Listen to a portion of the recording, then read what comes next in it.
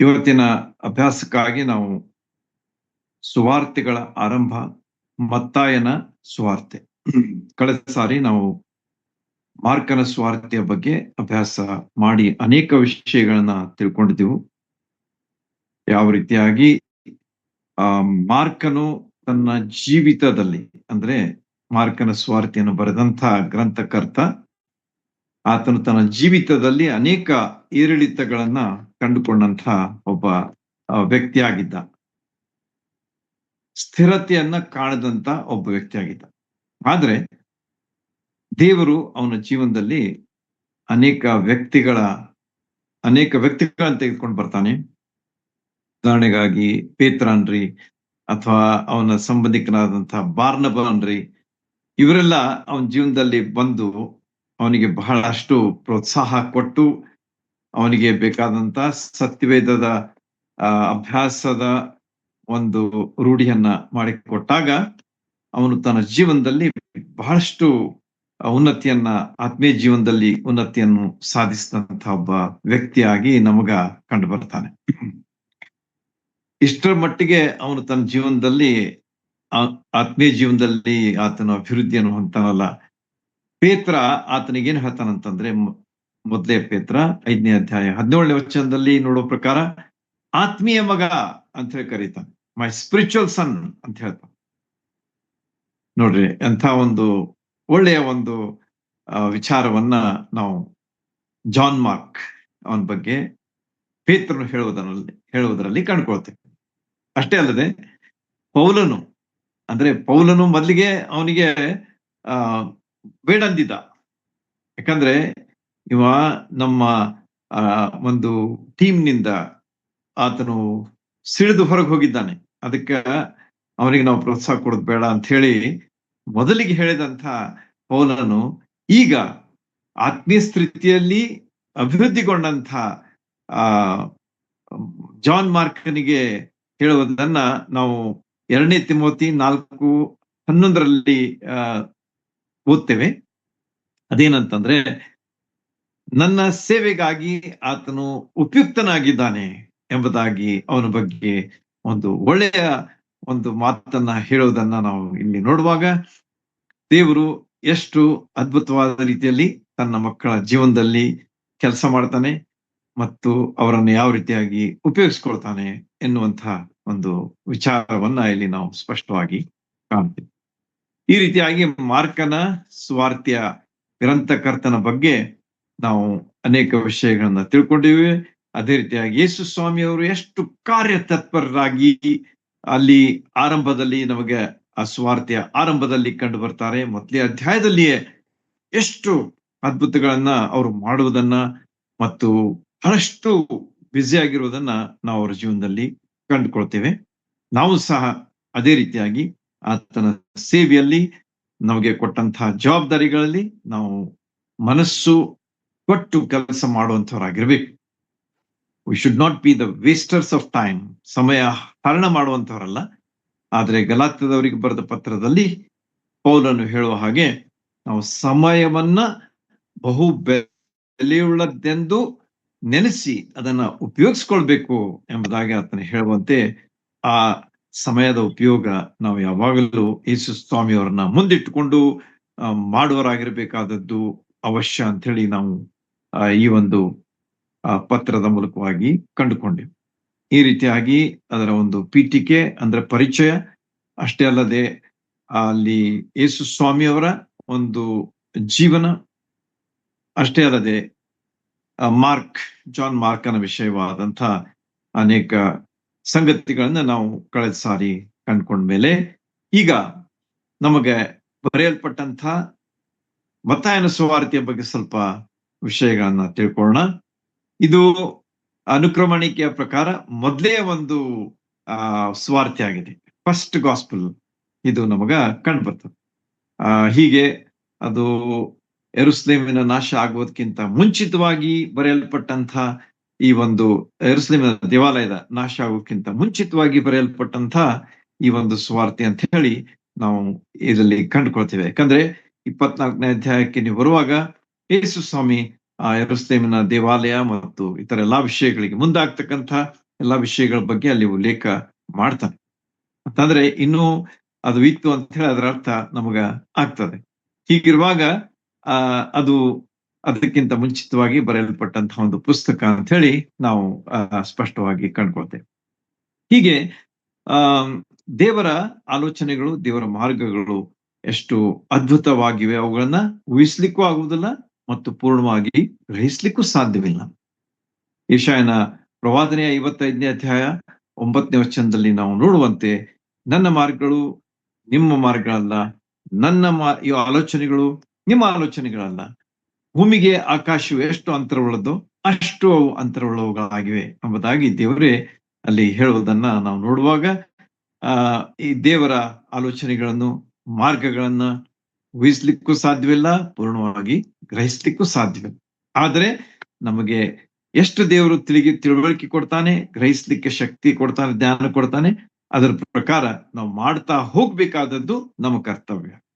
ನಮಗೆ ತಿಳಿದಿಲ್ಲ ಅಂತ ಹೇಳಿ ನಾವು ಬಿಡುವುದಿಲ್ಲ, ಆದರೆ ನಮಗೆ ತಿಳಿದಷ್ಟನ್ನ ನಾವು ಸರಿಯಾಗಿ, ಮನಪೂರ್ವಕವಾಗಿ ದೇವರಾತ್ಮನಿಗೆ ಒಳಗಾಗಿ ಆತನ ಶಕ್ತಿಯಿಂದ ನಾವು ಅವುಗಳನ್ನ ಮಾಡ್ತಾ ಹೋಗಬೇಕಾದದ್ದರ ಅವಶ್ಯಕತೆಯನ್ನ ನಾವು ಇಲ್ಲಿ ಕಂಡುಕೊಳ್ತೇವೆ. ಹೀಗೆ ಈ ಒಂದು ವಿಚಾರಗಳನ್ನ ನಾವು ನೋಡುವಾಗ ಮುಖ್ಯವಾಗಿ ನಮ್ಮ ಮುಂದೆ ಇರತಕ್ಕಂತಹ ಒಂದು ಅಂಶ ಅದೇನಂತಂದ್ರೆ, ದೇವರ ವಾಕ್ಯಕ್ಕೆ ನಾವು ಕೇಳುವುದಷ್ಟೇ ಅಲ್ಲ, ಅದು ವಿಧೇಯರಾಗ್ಬೇಕು. ಅದು ಬಹಳ ಮುಖ್ಯ.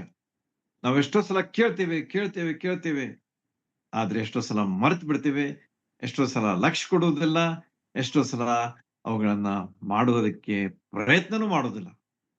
ಹಾಗಾದ್ರೆ ನಾವು ಆಶೀರ್ವಾದವನ್ನ ಹೇಗೆ ಎಕ್ಸ್ಪೆಕ್ಟ್ ಮಾಡ್ಲಿಕ್ಕೆ ಸಾಧ್ಯ? ನೀವು ಯಾವಾಗ ಒಂದು ಕೆಲಸ ಕೊಟ್ಟಿರ್ತಾರೆ, ಆ ಕೆಲಸವನ್ನ ನೀವು ಪೂರ್ತಿಯಾಗಿ ಮಾಡುವಾಗ ನಿಮಗೆ ಅದರ ಸಂಬಳ ಸಿಗ್ತದೆ, ಅದರ ಬಹುಮಾನ ಸಿಗ್ತದೆ, ಅದಕ್ಕೆ ಅದಕ್ಕೆ ನಿಮಗೆ ಫಲಿತಾಂಶ, ನಿಮಗೆ ಅದು ಸಿಗ್ತದೆ, ಪ್ರತಿಫಲ ಸಿಗ್ತದೆ. ಆದ್ರೆ ನಾವು ಮಾಡದೆ ಹೋದ್ರೆ ನಮಗೆ ಹೇಗ್ ಸಿಗ್ತದೆ? ಇದು ನಮಗ ಒಂದು ವಿಚಾರ ಮಾಡುವಂತಹ ಒಂದು ವಿಷಯ. ನಾವು ದೇವ್ರ ವಾಕ್ಯ ಅಭ್ಯಾಸ ಮಾಡೋದಕ್ಕಾಗಿ ಸೇರಿ ಬಂದಿದ್ದೇವೆ, ದೇವ್ರ ನಾಮಕ್ಕೆ ಸ್ತೋತ್ರವಾಗ್ಲಿ. ಆದರೆ ಅದನ್ನ ತಿಳ್ಕೊಂಡ ಮೇಲೆ ಅದನ್ನ ನಾವು ಅನ್ವಯಿಸಿಕೊಂಡು ಅದರ ಪ್ರಕಾರ ನಾವು ಜೀವಿಸಿ ದೇವರಿಗೆ ಗೌರವ ತರಬೇಕು ಅನ್ನುವಂಥ ಒಂದು ಉದ್ದೇಶ ನಮ್ದಾಗಿರ್ಬೇಕು, ಪ್ರಯತ್ನ ಆಗಿರ್ಬೇಕಾದದ್ದು ಬಹಳ ಅವಶ್ಯ ಅಂತೇಳಿ ನಮಗ ಈ ಸತ್ಯವೇದದ ಅಭ್ಯಾಸಗಳು ನಮಗೆ ತಿಳಿಸ್ಕೊಡ್ತವೆ. So let's not be hearers of the words, but let's be doers. ಅಂದ್ರೆ ಕೇವಲ ಕೇಳುವವರಲ್ಲ, ಆದ್ರೆ ಮಾಡುವವರಾಗಿರ್ಬೇಕು ಎಂಬುದಾಗಿ ದೇವರ ವಾಕ್ಯ ಸ್ಪಷ್ಟವಾಗಿ ನಮಗ ತಿಳಿಸ್ತದೆ. ಆದ ಕಾರಣ ದೇವರ ವಾಕ್ಯವನ್ನ ಕೇಳಿ ಅದರ ಪ್ರಕಾರ ನಡೆದು ಅದಕ್ಕೆ ವಿಧೇಯರಾಗಿ ಅದನ್ನ ಪಾಲಿಸಿ ಅದರ ಮೂಲಕವಾಗಿ ಸಿಗುವಂತಹ ಆಶೀರ್ವಾದಗಳನ್ನ ನಾವು ಹೆಚ್ಚೆಚ್ಚಾಗಿ ಹೊಂದಿಕೊಳ್ತಾ ಹೋಗುವುದಕ್ಕಾಗಿ ನಾವು ಯಾವಾಗಲೂ ಪ್ರಯತ್ನಶೀಲರಾಗಿರೋಣ. ಹೀಗೆ ಮಾಡ್ಲಿಕ್ಕೆ ದೇವರು ನಮಗೆ ತನ್ನ ವಿಶೇಷವಾದಂತ ಸಹಾಯ ಮಾಡ್ಲಿ ಅಂತ ಹೇಳಿ ನಮ್ಮ ಒಂದು ಪ್ರಾರ್ಥನೆ ಯಾವಾಗಲೂ ಆಗಿರಬೇಕು.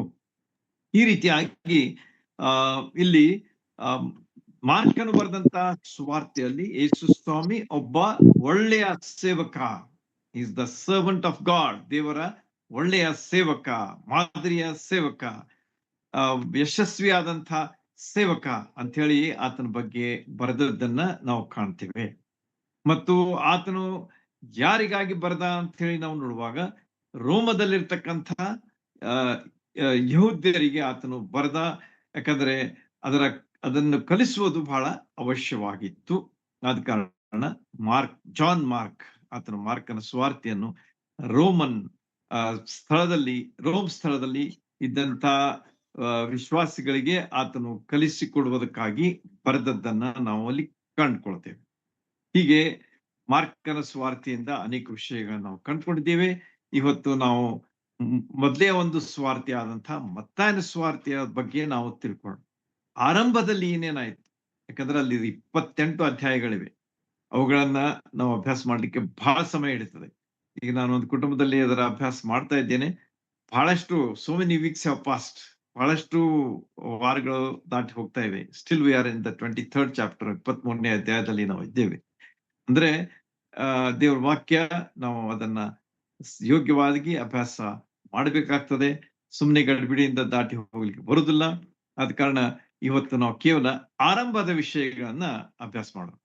ಈ ಸ್ವಾರ್ಥಗಳ ಆರಂಭದಲ್ಲಿ ಏನೇನಾಯ್ತು ಎಂಬುದರ ಒಂದು ವಿಚಾರವನ್ನ 4 ಸ್ವಾರ್ಥಗಳ ಬಗ್ಗೆ ನಾವು ತಿಳ್ಕೊಂಡು ಅದರ ಬಗ್ಗೆ ಒಂದು ಹೆಚ್ಚಿನ ನಮಗೆ ತಿಳುವಳಿಕೆ ಇರಬೇಕು ಎನ್ನುವಂತಹ ಉದ್ದೇಶದಿಂದ ನಾನು ಇವುಗಳನ್ನ ನಿಮಗೆ ತಿಳಿಸ್ತಾ ಇದ್ದೇನೆ. ಹೀಗೆ ಈ ಮತ್ತಾಯನ ಸ್ವಾರ್ಥೆಯ ಪರಿಚಯ 3 ಭಾಗಗಳಾಗಿ ನಾವು ವಿಂಗಡಿಸೋಣ. ಅಂದ್ರೆ ನಮಗ ಅದರ ಅಭ್ಯಾಸ ಮಾಡ್ಲಿಕ್ಕೆ ನಮಗೆ ಬಹಳ ಸಹಾಯ ಆಗ್ತದೆ. ಅದರ ಪರಿಚಯ ನಾವು ಮಾಡ್ಕೊಳ್ಳೋಣ. ಅದಾದ್ಮೇಲೆ ಅದರ ಹಿನ್ನೆಲೆ ಏನಿದೆ ಅಂತ ಹೇಳಿ, ಅದರ ರಾಜಕೀಯ ಹಿನ್ನೆಲೆ ಏನಾಗಿತ್ತು ಅಥವಾ ರಾಜನ ಹಿನ್ನೆಲೆ ಏನಾಗಿತ್ತು ಎಂಬುದನ್ನು ನೋಡೋಣ. ಮತ್ತು 3ನೇದಾಗಿ ರಾಜನಾದಂತಹ ಯೇಸು ಕರ್ತರ ಬೋಧನೆ ಏನಾಗಿತ್ತು, ಆತನ ಕಾರ್ಯಗಳು ಯಾವ ರೀತಿಯಾಗಿ ಆಗಿದ್ದವು ಎಂಬುದನ್ನ ನಾವು ಇವತ್ತು ಅಭ್ಯಾಸ ಮಾಡಿ ತಿಳ್ಕೊಳ್ಳಿಕ್ಕೆ ಪ್ರಯತ್ನ ಮಾಡೋಣ. ದೇವರಾತ್ಮನ ನಮ್ಮೆಲ್ಲರಿಗೆ ಸಹಾಯ ಮಾಡ್ಲಿ ಮತ್ತು ದೇವರಾತ್ಮನ ಎಲ್ಲರ ನಿಮ್ಮ ಮನಸ್ಸನ್ನ ಆತನು ತೆರೆದು ನಿಮ್ಮ ವಾಕ್ಯಗಳನ್ನ ಆತನು ಅರ್ಥ ಮಾಡಿಕೊಳ್ಳೋದಕ್ಕೆ ಸಹಾಯ ಮಾಡ್ಲಿ ಮತ್ತು ನಿಮ್ಮ ಈ ವಾಕ್ಯಗಳಂತ ನಿಮ್ಮ ಹೃದಯಗಳಲ್ಲಿ ಬಚ್ಚಿಟ್ಟುಕೊಂಡು ಅವುಗಳ ಆಶೀರ್ವಾದವನ್ನು ನೀವು ಅನುಭವಿಸ್ತಾ ಹೋಗೋದಕ್ಕೆ ನಿಮ್ಮೆಲ್ಲರಿಗೆ ಆತನು ಸಹಾಯ ಮಾಡ್ಲಿ ಅಂತ ಹೇಳಿ ನಾವು ಪ್ರಾರ್ಥನೆ ಮಾಡೋಣ. ಈಗ ಈ ಒಂದು ಪುಸ್ತಕ, this is the first book of the new testament. 27 ಪುಸ್ತಕಗಳಲ್ಲಿ ಮೊದಲೇ ಪುಸ್ತಕ ಹೊಸ ಒಡಂಬಡಿಕೆಯಲ್ಲಿ ಬರುವಂತದ್ದು ಯಾವ್ದಂತಂದ್ರೆ ಮತ್ತಾಯನು ಬರೆದ ಸುವಾರ್ತೆ. ಹಾಗಾದ್ರೆ ಹಳೆ ಒಡಂಬಡಿಕೆಯಲ್ಲಿ ಕೊನೆಯ ಪುಸ್ತಕ ಯಾವುದು? ಸ್ವಲ್ಪ ನಮಗ ವಿಚಾರ ಮಾಡ್ಬೇಕು. ಯಾಕಂದ್ರೆ ಈ ಒಂದು ಹಳೆ ಒಡಂಬಡಿಕೆ ಪುಸ್ತಕಗಳು ಮುಗಿತವೆ, ಹೊಸ ಒಡಂಬಡಿಕೆಯ ಪುಸ್ತಕಗಳು ಶುರು ಆಗ್ತವೆ ಮತ್ತು ಇವುಗಳ ಮಧ್ಯದಲ್ಲಿ ಏನೇನಾಯಿತು ಎಂಬುದನ್ನ ನಾವು ಸ್ವಲ್ಪ ತಿಳ್ಕೊಂಡಿರ್ಬೇಕಾದದ್ದು ಬಹಳ ಅವಶ್ಯ. ಯಾಕಂದ್ರೆ ಈ ವಿಷಯಗಳ ಒಂದು ಪರಿಚಯ ಅಥವಾ ಇವುಗಳ ಒಂದು ತಿಳುವಳಿಕೆ ನಮಗಿಲ್ದಿದ್ರೆ ನಾವು ದೇವ್ರ ವಾಕ್ಯವನ್ನು ಸರಿಯಾಗಿ ಅರ್ಥ ಮಾಡಿಕೊಳ್ಳಿಕ್ಕೆ ಎಷ್ಟೋ ಸಲ ಆಗುದಿಲ್ಲ. ಆದ ಕಾರಣ ಹಳೆ ಒಡಂಬಡಿಕೆಯಲ್ಲಿ ಕೊನೆಯ ಪುಸ್ತಕ ಯಾವ್ದಂತಂದ್ರೆ ಮಲಾಕಿಯ ಪುಸ್ತಕ, ಮಲಾಕಿಯ ಪ್ರವಾದನೆಯ ಪುಸ್ತಕ ಅಂತ ಹೇಳಿ ನಮಗೆ ತಿಳಿದಂತಹ ಮಾತು. 4 ಅಧ್ಯಾಯಗಳ ಪುಸ್ತಕ ಮತ್ತು ಇದರಲ್ಲಿಯೂ ಸಹ ದೇವರು ಅನೇಕ ವಿಷಯಗಳನ್ನ ಅಲ್ಲಿ ನಮಗೋಸ್ಕರವಾಗಿ ಇಟ್ಟಿದ್ದಾನೆ ಅಂತ ಹೇಳಿ ನಮಗ ಓದುವಾಗ ಗೊತ್ತಾಗ್ತದೆ. ಈ ದೇವರು ತನ್ನ ಕೊನೆಯ ಸಂದೇಶವನ್ನ ಮಲಾಕಿಯ ಪುಸ್ತಕದಲ್ಲಿ ಕೊಡ್ತಾನೆ. That's the last message that he gives through prophet Malachi. ಮಲಾಕಿಯ ಮೂಲಕವಾಗಿ ದೇವರು ತನ್ನ ಕೊನೆಯ ಸಂದೇಶವನ್ನ ಕೊಡ್ತಾನೆ. That's the last. ಓಕೆ, ಈಗ ನೀವು ಹೊಸ ಒಡಂಬಡಿಕೆಗೆ ಬರುವಾಗ ಮತ್ತಾಯನ ಸುವಾರ್ತೆಯಿಂದ ಈ ಹೊಸ ಒಡಂಬಡಿಕೆ ಆರಂಭವಾಗ್ತದೆ. ಈ ಮತ್ತಾಯನ ಸುವಾರ್ತೆ ಮತ್ತು ಮಲಾಕಿಯ ಪುಸ್ತಕ ಇವುಗಳ ಮಧ್ಯ ಇರ್ತಕ್ಕಂಥ ಅಂತರ ಎಷ್ಟಿತ್ತಂತಂದ್ರೆ 400 years, 400 ವರ್ಷಗಳ ಅಂತರ ಇತ್ತು ಅಂತ ಹೇಳಿ ನಮಗೆ ಕಂಡು ಬರ್ತದೆ. ಸ್ವಲ್ಪ ವಿಚಾರ ಮಾಡ್ರಿ, ನೆನ್ಪಿಟ್ಕೊಳ್ರಿ, these are very important. There is a silence. ಹಳ ಒಡಂಬಡಿಕೆಯ ಪುಸ್ತಕಗಳು ಮುಗಿದ ಕೂಡಲೇ ಹೊಸ ಒಡಂಬಡಿಕೆಯ ಪುಸ್ತಕ ಇಮಿಡಿಯೇಟ್ಲಿ ಸ್ಟಾರ್ಟ್ ಆಗ್ಲಿಲ್ಲ, ಕೂಡಲೇ ಅದು ಬರಲಿಲ್ಲ ಅಂತ ಹೇಳಿ ನಾವು ಕಂಡುಕೊಳ್ತೇವೆ. ಹಾಗಾದ್ರೆ ಎಷ್ಟು ವರ್ಷಗಳ ಅಂತರ ಇತ್ತು? 400 ವರ್ಷಗಳ ಅಂತರ ಅಲ್ಲಿ ನಮಗ ಕಂಡು ಬರ್ತದೆ. ನೋಡ್ರಿ, how long it is. Book of last book of old testament, first book of new testament, there is a gap of 400 long years. ನೋಡ್ರಿ, ಕೊನೆಯ ಸಂದೇಶ ದೇವರು ಕೊಟ್ಟ, ಆಮೇಲೆ ದೇವರು ಮೌನನಾಗ್ಬಿಟ್ಟ. he kept quiet. ಆತನು ಏನು ಮಾತಾಡ್ಲೇ ಇಲ್ಲ ಜನರು ಕೂಡ. ಯಾಕಂದ್ರೆ ಜನರು ಯಾವ ರೀತಿಯಾಗಿ ಅವರ ಸ್ಥಿತಿ ಇತ್ತು ಅಂತ ಹೇಳಿ ನೀವು ನೋಡುವಾಗ ಬಹಳ ದುಸ್ಥಿಗೆ, ಅಂದ್ರೆ ಆತ್ಮೀಯ ರೀತಿಯಲ್ಲಿ ಬಹಳ ಕುಸಿದು ಹೋದಂತ ಒಂದು ಸ್ಥಿತಿಗೆ ಅವಳು ಒಳಗಾಗ್ಬಿಟ್ಟಿದ್ರು. ದೇವರು ಅವ್ರನ್ನ ಮೇಲಕ್ಕೆ ತರಬೇಕು ಅಂತೇಳಿ ಬಹಳಷ್ಟು ಪ್ರಯತ್ನಗಳನ್ನ ಮಾಡ್ತಾನೆ. ಯಾಕಂದ್ರೆ ದೇವರು ಪ್ರೀತಿ ಸ್ವರೂಪನಾದ ಕಾರಣ ಆತನು ಅವ್ರ ಸಲುವಾಗಿ ಬಹಳಷ್ಟು ಪ್ರಯತ್ನ ಯಾವಾಗಲೂ ದೇವರದ್ದು ಅಂದ್ರೆ ವಿಷಯಗಳನ್ನ ದೇವ್ರು ಮಾಡ್ತಾ ಇರ್ತಾನೆ ಅಂತ ಹೇಳಿ ನಮಗ ಈ ಹಳೆ ಒಡಂಬಡಿಕೆಯಲ್ಲೇ 39 ಪುಸ್ತಕಗಳನ್ನು ಓದುವಾಗ ನಿಮ್ಗೆ ಗೊತ್ತಾಗ್ತದೆ. ಒಬ್ಬೊಬ್ಬ ಪ್ರವಾದಿ ಯಾವ ರೀತಿಯಾಗಿ ಅವ್ರನ್ನ ಖಂಡಿಸ್ತಾನೆ, ಯಾವ ರೀತಿಯಾಗಿ ಅವರಿಗೆ ಎಚ್ಚರಿಕೆ ಕೊಡ್ತಾನೆ. ನೀವು ತಿರ್ಕೊಳ್ರಿ, ದೇವ್ರ ಕಡೆಗೆ ತಿರ್ಕೊಳ್ರಿ. ನಿಮ್ಮ ಕೆಟ್ಟ ವಿಚಾರಗಳನ್ನ, ದೇವರಿಗೆ ಎದುರಾಗಿರುವಂತಹ ವಿಚಾರಗಳನ್ನ, ದೇವರಿಗೆ ಕೃತಜ್ಞನಾಗಿರುವಂತ ಅಂದ್ರೆ ದೇವರಿಗೆ ಆ, ವಿರೋಧವಾಗಿರುವಂತಹ ವಿಚಾರಗಳನ್ನ ಬಿಟ್ಟು ದೇವ್ರ ಕಡೆಗೆ ತಿರುಗಿಕೊಳ್ರಿ ಎಂಬುದಾಗಿ ದೇವರು ಅವರಿಗೆ ಹೇಳ್ತಾ ಹೋದ್ರು ಕೂಡ ಅವರು ದೇವರ ಮಾತಿಗೆ ಲಕ್ಷ್ಯ ಕೊಡದೆ ಹೋಗುವ ಕಾರಣ ಇಲ್ಲಿ 400 ವರ್ಷಗಳ ಒಂದು ಮೌನ ದೇವರ ದೇವರ ದೇವರಲ್ಲಿ ನಮಗ ತೋರಿಸಿಕೊಡ್ತಾ ಇದ್ದಾನೆ. ಈ ರೀತಿಯಾಗಿ 400 years of silence is seen between Malachi and Matthew ಎಂಬುದಾಗಿ ನಮಗ ತಿಳಿದು ಬರ್ತದೆ.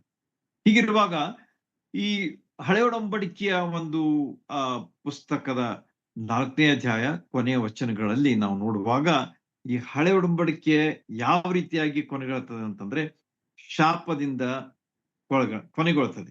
ಅಲ್ಲಿ ಏನ್ ಹೇಳ್ತಾರೆ ಅಂತಂದ್ರೆ, ನೀವು ನೀವು ಪಶ್ಚಾತ್ತಾಪಪಟ್ಟು ತಿರುಗಿಕೊಳ್ಳದಿದ್ರೆ ನಿಮಗೆ ಶಾಪ ಖಂಡಿತ ಎಂಬುದಾಗಿ ಅಲ್ಲಿ ಹೇಳುವಂತಹ ಮಾತು ನಿಮಗೆ ತಿಳಿದು ಬರ್ತದೆ. 4ನೇ ಅಧ್ಯಾಯ 5, 6 ಓದ್ಲಿಕ್ಕೆ ಸಮಯ ಇಲ್ಲ, ನೀವು ಹೋದ್ರ ಆಮೇಲೆ ಮಲಾಕಿಯ ಪುಸ್ತಕ 4ನೇ ಅಧ್ಯಾಯ 5 ಮತ್ತು 6 ವಚನಗಳನ್ನು ನೀವು ನೋಡುವಾಗ ಅದರಲ್ಲಿ ಒಂದು ಎಚ್ಚರಿಕೆಯ ಮಾತಿದೆ. ಪಶ್ಚಾತ್ತಾಪವಿಲ್ಲದಿದ್ರೆ ಶಾಪವೇ ನಿಮ್ಮ ಮೇಲೆ ಬರ್ತದೆ ಎಂಬುದಾಗಿ ಶಾಪದಿಂದ ಅಂತ್ಯವಾಗುವಂತ ಹಳೆ ಒಡಂಬಡಿಕೆಯ ಒಂದು ಪುಸ್ತಕ. ಅದೇ ನೀವು ವಿಚಾರವನ್ನ ಹೊಸ ಒಡಂಬಡಿಕೆಯ ಪುಸ್ತಕದ ಬಗ್ಗೆ ನೀವು ನೋಡುವಾಗ ಅಲ್ಲಿ ಏನಿದೆ ಅಂತಂದ್ರೆ ದೇವರು ಆಶೀರ್ವಾದವನ್ನ ಅಲ್ಲಿ ನಮಗೆ ಕೊಟ್ಟಿದ್ದಾನೆ. It's begins with the blessings of God and ends with the blessing of God. ಮತ್ತಾಯನ ಸ್ವಾರ್ಥೆಯ ಆರಂಭದಲ್ಲಿಯೂ ನಾವು ದೇವರು ಕೊಟ್ಟಂತಹ ಆಶೀರ್ವಾದವನ್ನು ನೋಡ್ತೇವೆ ಮತ್ತು ಕೊನೆಯ ಪುಸ್ತಕವಾದಂತಹ ಪ್ರಕಟಣೆಯೂ ಸಹ 22ನೇ ಅಧ್ಯಾಯದಲ್ಲಿಯೂ ಸಹ ದೇವರು ತನ್ನ ಆಶೀರ್ವಾದದಿಂದ ಆತನು ಮುಗಿಸ್ತಾನೆ ಎಂಬಂತಹ ವಿಚಾರವನ್ನ ನಾವು ಈ ಪುಸ್ತಕಗಳಲ್ಲಿ ನಾವು ಕಂಡುಕೊಳ್ತೇವೆ. ಹೊಸ ಒಡಂಬಡಿಕೆ ಮೊದಲೇ ಮತ್ತು ಕೊನೆಯ ಪುಸ್ತಕದಲ್ಲಿ, first and 27th book of new testament. ಈ ರೀತಿಯಾಗಿ ಎಷ್ಟು ವಿಶೇಷವಾದಂತಹ ಸಂಗತಿಗಳನ್ನ ನಾವು ಹಳೆ ಒಡಂಬಡಿಕೆಯಲ್ಲಿ ಮತ್ತು ಹೊಸ ಒಡಂಬಡಿಕೆಯಲ್ಲಿ ಕಾಣ್ತೇವೆ. ಯೇಸು ಸ್ವಾಮಿಯವರ ಮೂಲಕವಾಗಿ ಬಂದಂತಹ ಆಶೀರ್ವಾದ ನಮಗ ಸಿಗ್ತದೆ. ಯಾಕಂದ್ರೆ ಈಗಾಗಲೇ ಸಹೋದರು ಓದಿದ್ದಾರೆ, ಅದರಲ್ಲಿ ಎಷ್ಟು ಆಶೀರ್ವಾದಗಳನ್ನ ನಾವು ಕಂಡುಕೊಂಡಿದ್ದೇವೆ. ರಕ್ಷಕನು ನಮಗೋಸ್ಕರವಾಗಿ ಹುಟ್ಟಿದ್ದಾನೆ, ನಮಗೋಸ್ಕರವಾಗಿ ಇಮ್ಯಾನ್ಯುಯಲ್ ಅಂದ್ರೆ ದೇವರು ನಮ್ಮೊಂದಿಗೆ ಇದ್ದಾನೆ. ನೋಡ್ರಿ, ಅಂತ ಒಂದು ವಾಗ್ದಾನ ಪೂರಿತವಾದಂತಹ ಒಂದು ಹೆಸರನ್ನ ಯೇಸು ಸ್ವಾಮಿ ಹೊಂದಿ ನಮ್ಮ ಕೂಡ ಇದ್ದಾನೆ. He is with us, Immanuel, he is with us, god is with us ಎಂಬುದಾಗಿ ಹೇಳುವಂತಹ ಒಂದು ಮಾತು ನಮಗೆ ಎಷ್ಟು ಒಂದು ಆಶೀರ್ವಾದವನ್ನ ತರ್ತದೆ. ಜನರು ದೇವರು ನಮ್ ಕೂಡ ಇರ್ಬೇಕಂತ ಹೇಳಿ ಬಹಳಷ್ಟು ಪ್ರಯತ್ನ ಮಾಡ್ತಾ ಇದ್ರು. ಆದ್ರೆ ಈಗ ಯೇಸು ಸ್ವಾಮಿಯನ್ನು ಅವರು ತಮ್ಮ ಜೀವನದಲ್ಲಿ ಸ್ವೀಕರಿಸಿಕೊಳ್ಳುವಾಗ ದೇವರು ತಮ್ಮೊಂದಿಗೆ ಇರುವುದಕ್ಕೆ ಸಾಧ್ಯ ಆಗಿದೆ ಎಂಬುದನ್ನ ನಾವು ಇದರ ಮೂಲಕವಾಗಿ ಕಂಡುಕೊಳ್ತೇವೆ. ಈ ರೀತಿಯಾಗಿ ಈ 400 ವರ್ಷಗಳ ನಡುವೆ ಈಗ ಈ ವಿಷಯ ತಿಳ್ಕೊಂಡ್ಮೇಲೆ ಅಂದ್ರೆ ಶಾಪ ಮತ್ತು ಆಶೀರ್ವಾದ, ನೆಕ್ಸ್ಟ್ ಒಂದು ವಿಚಾರವನ್ನು ನಾವು ತಿಳ್ಕೊಂಡಿರ್ಬೇಕು. ಅದೇನಂತಂದ್ರೆ ಈ 400 ವರ್ಷಗಳ ನಡುವೆ ಏನೇನಾಯ್ತು ಅಂದ್ರೆ ಲೌಕಿಕ ದೃಷ್ಟಿಯಿಂದ, ಆತ್ಮೀಯ ದೃಷ್ಟಿಯಿಂದ ನಾವು ನೋಡಿದೀವಿ ಈಗ ಏನಂತ ಹೇಳಿ. ದೇವರು ಬಹಳಷ್ಟು ಅವ್ರ ಸಲುವಾಗಿ ಅನೇಕ ಪ್ರವಾದಿಗಳನ್ನ ಕಳಿಸಿ ಅವರಿಗೆ ಎಚ್ಚರಿಸಿ, ತಿರ್ಕೊಳ್ರಿ ನನ್ನ ಕಡೆಗೆ, ನಾನು ನಿಮ್ಗೆ ಆಶೀರ್ವಾದ ಕೊಡ್ತೇನೆ, ನಿಮ್ಗೆ ಒಳ್ಳೇದಾಗ್ತದೆ ಅಂತ ಹೇಳಿ ಹೇಳಿದ್ರು ಕೂಡ ಅವರು ಮಾಡದೆ ಹೋದ ಕಾರಣ ಈಗ ಈ ಲೋಕದ ರೀತಿಯಲ್ಲಿ ನಡೀತಕ್ಕಂಥ 6 ಆಳಿಕೆಗಳನ್ನ ನಾವು ನೋಡ್ತೇವೆ. In a span of 400 years, 400 ವರ್ಷಗಳ ಒಂದು ಆಳ್ವಿಕೆಯಲ್ಲಿ ನಮಗ 6 ಜನರ ವಿಷಯವಾಗಿ ನಾವು ನೋಡ್ತೇವೆ. ಮೊದಲನೇದಾಗಿ ನಾವು ನೋಡುವಾಗ ಪಾರ್ಸಿಗಳ ಕಾಲ ಅಂದ್ರೆ ಪರ್ಷಿಯಾ ದೇಶದಲ್ಲಿ ಆಳಿದಂತ ಜನರ ವಿಷಯವಾಗಿ ನಾವು ನೋಡ್ತೇವೆ. ಮೊದಲೇ 400 ವರ್ಷಗಳ ಒಂದು ಈ ಮಧ್ಯಂತರದ ಸಮಯದಲ್ಲಿ ಆಳಿದಂಥ ಲೌಕಿಕ ರಾಜ್ಯಗಳು ಯಾವಂತಂದ್ರೆ ಪಾರ್ಸಿಯರ ಒಂದು ಕಾಲ. ಎರಡನೆಯದಾಗಿ ಗ್ರೀಕರು ಆಳಿದ್ರು. ಮೊದಲಿಗೆ ಪಾರ್ಸಿಗಳು ಆಳಿದ್ರು, ಪರ್ಷಿಯಾ ದೇಶದವರು. ಎರಡನೇದಾಗಿ ಗ್ರೀಕರು ಆಳಿದ್ರು. ಮೂರನೇದಾಗಿ ಐಗುಪ್ತರು ಅಲ್ಲಿ ಆಳ್ತಾರೆ, ಅವರ ಸಮಯ ಅಲ್ಲಿ ನಮಗೆ ಕಂಡು ಬರ್ತದೆ. ನಾಲ್ಕನೇದಾಗಿ ನಾವು ನೋಡುವಾಗ ಸಿರಿಯಾ ದೇಶದವರು ಸಹ ಅಲ್ಲಿ ಆಳ್ವಿಕೆ ಮಾಡ್ತಾರೆ. ನೋಟ್ ಮಾಡ್ಕೊಡ್ರಿ, ನಿಮಗೆ ಬಹಳಷ್ಟು ಹೆಲ್ಪ್ ಆಗ್ತದೆ. ಯಾಕಂದ್ರೆ ಈ 400 ಇಯರ್ಸ್ ಆಫ್ ಸೈಲೆನ್ಸ್ ದಲ್ಲಿ ಏನೇನ್ ನಡೀತು ಎಂಬುದನ್ನ ನಾವು ಸ್ವಲ್ಪ ತಿಳ್ಕೊಂಡಿರುವುದು ಅವಶ್ಯ. ಅಂದ್ರೆ ಲೌಕಿಕವಾದ ರೀತಿಯಲ್ಲಿ, ಆತ್ಮಿಕವಾದ ರೀತಿಯಲ್ಲಿ ಅಲ್ಲ. ಆದ್ರೆ ಈ 6 ರಾಜ್ಯಗಳ ಜನರು ಅಲ್ಲಿ ಆಳಿಕೆ ಮಾಡಿದ್ರು ಎಂಬುದಾಗಿ ನಮ್ಗೆ ತಿಳಿದು ಬರ್ತದೆ.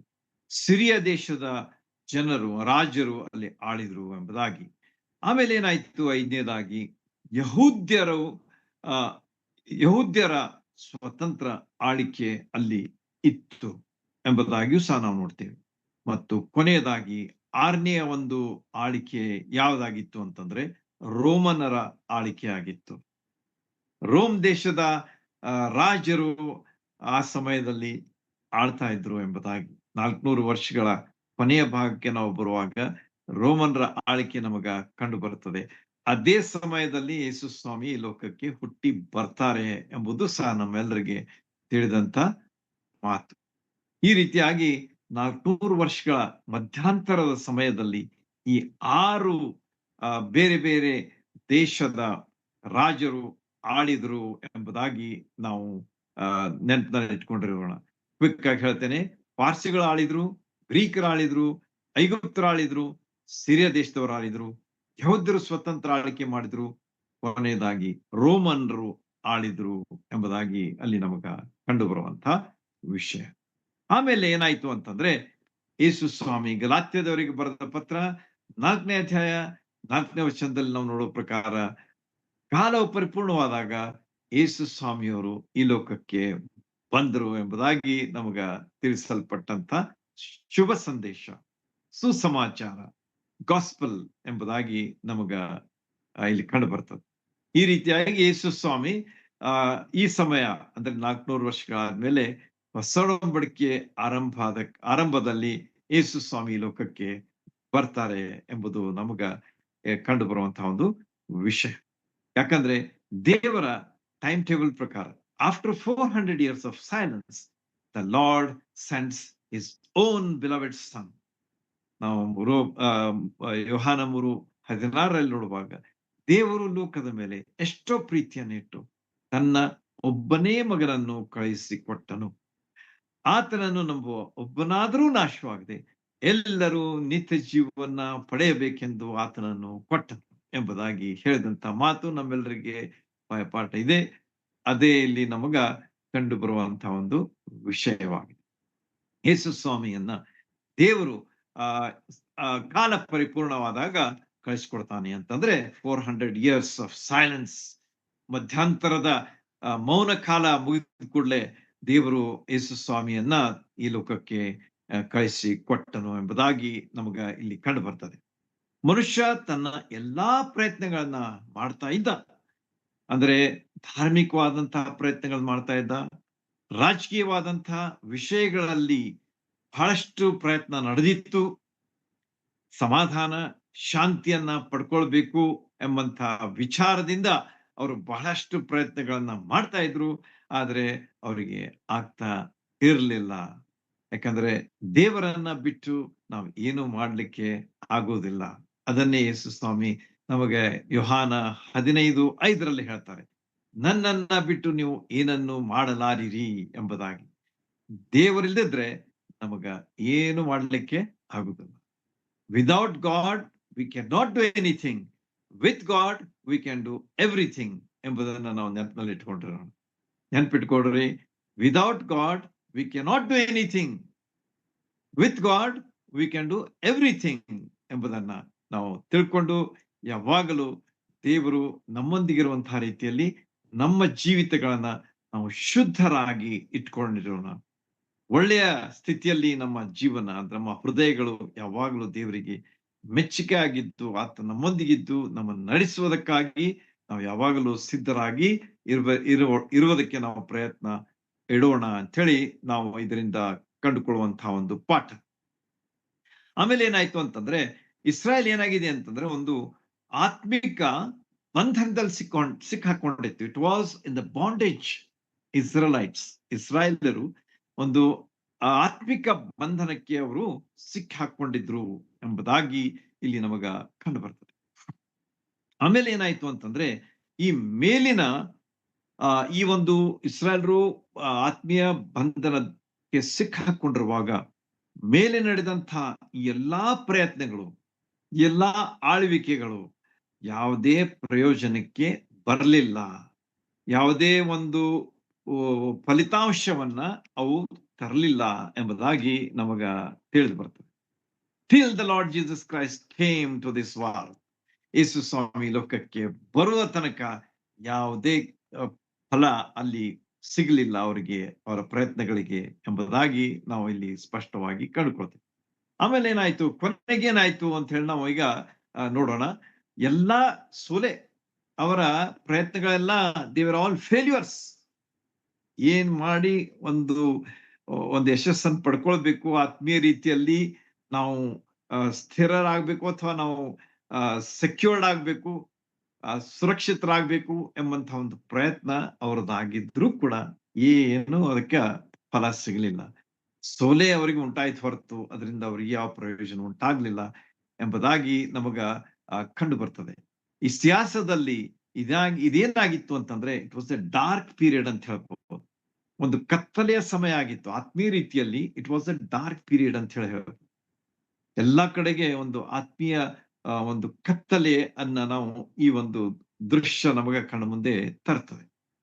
ಇಂಥ ಸನ್ನಿವೇಶದಲ್ಲಿ 400 ವರ್ಷಗಳ ಮೌನವನ್ನ ನಾವು ನೋಡುವಾಗ ಯೇಸು ಸ್ವಾಮಿ ಬರುವಿಕೆ ಅಲ್ಲಿ ನಮಗ ಕಂಡು ಬರ್ತದೆ.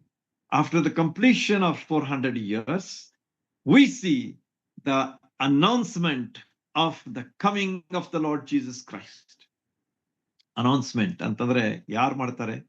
ನಾವು ಹಳೆ ಕಾಲದಲ್ಲಿ ನಾವು ರಾಜರ ವಿಷಯವಾಗಿ ನೋಡ್ತೇವಲ್ಲ, ಅವ್ರು ಏನ್ ಮಾಡ್ತಿದ್ರು ಅಂತಂದ್ರೆ, ಅರಸ ಬರ್ತಿದ್ದಂತಂದ್ರೆ ಡಂಗ್ರ ಹೊಡಿತಿದ್ರು. ಆಗಿನ ಕಾಲದಲ್ಲಿ ಅನೌನ್ಸ್ಮೆಂಟ್, ಉದ್ಘೋಷ ಅಂತ ಹೇಳಿದ್ರೆ ಅವ್ರು ಡಂಗ್ರ ಹೊಡಿಯುವಂಥದ್ದು. ಅಂದ್ರೆ ಒಂದು ವಾದ್ಯವನ್ನು ತೆಗೆದುಕೊಂಡು ಅಂದ್ರೆ ಒಂದು ತಬ್ಲಾ ಅನ್ರಿ ಅಥವಾ ಒಂದು ಡಮುರ ಅನ್ರಿ ಏನೋ ತಗೊಂಡು ಅದನ್ನ ಅವರು ಬಾರಿಸಿ ಜನರಿಗೆ ಅದರ ಉದ್ಘೋಷ ಮಾಡ್ತಾ ಇದ್ರು. ರಾಜರು ಬರ್ತಾ ಇದ್ದಾರೆ, ಸಿದ್ಧರಾಗ್ರಿ, ರಾಜ ಬರ್ತಾ ಇದ್ದಾರೆ, ಸರಿ ಆಗ್ರಿ ಅಂತ ಹೇಳಿ ಎಷ್ಟೋ ರೀತಿಯಲ್ಲಿ ಅವರು ಹೇಳುವುದನ್ನ ನಾವು ನೋಡ್ತೇವೆ. ಈಗ ಆ ರಾಜನು ಈ ಲೋಕಕ್ಕೆ ಬರುವಾಗ ಉದ್ಘೋಷದೊಡನೆ ಆತನು ಬರ್ತಾನೆ ಎಂಬುದಾಗಿ ನಮಗ ಇಲ್ಲಿ ಕಂಡು ಬರ್ತದೆ. He comes with an announcement of the angel. ಅದು ಹೇಗೆ? ಒಬ್ಬ ದೇವದೂತನು ಬಂದು ಆ ಒಂದು ಸಂದೇಶವನ್ನ ಕೊಡೋದರ ಮೂಲಕವಾಗಿ ಯೇಸು ಸ್ವಾಮಿಯ ಬರೋಣವನ್ನ ಈ ಲೋಕದಲ್ಲಿ ನಾವು ಕಂಡುಕೊಳ್ತೇವೆ. ಈ ರೀತಿಯಾಗಿ ಯೇಸು ಸ್ವಾಮಿ ಬರುವಿಕೆಯ ಉದ್ಘೋಷದೊಡನೆ 400 ವರ್ಷಗಳ ಮೌನ, ದೇವರು ಯಾವ ರೀತಿಯಾಗಿ 400 ವರ್ಷಗಳವರೆಗೆ ಮೌನವಾಗಿದ್ದನೋ, ಯಾವ ಒಂದು ಮಾತು ಅಲ್ಲಿ ನಾವು ದೇವರ ಮಾತು ಅಲ್ಲಿ ನಮಗೆ ಕಂಡು ಬರುವುದಿಲ್ಲ.